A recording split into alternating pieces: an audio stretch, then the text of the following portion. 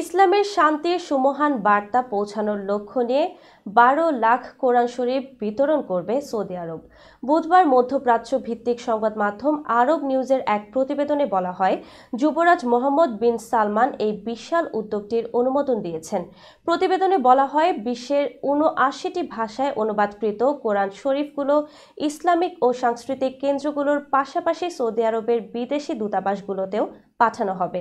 Saudi press এজেন্সির বরাতে প্রতিবেদনে বলা হয়, এটি প্রিন্স সালমানের কোরআন উপহার দেওয়ার প্রোগ্রামের অংশ, যা মুসলিমদের ধর্মীয় ও সাংস্কৃতিক সচেতনতা বৃদ্ধির উদ্দেশ্যে।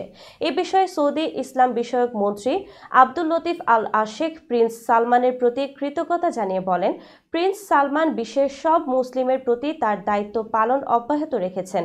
তিনি আরও বলেন, এই কোরআনগুলো বিশ্বের সবচেয়ে উন্নত কাগজে নিখুঁতভাবে প্রিন্ট করা হয়েছে এবং বিশেষ করে রমজান মাসে মুসল্লিরা এই কোরআনগুলো থেকে গভীর উপকার পাবেন।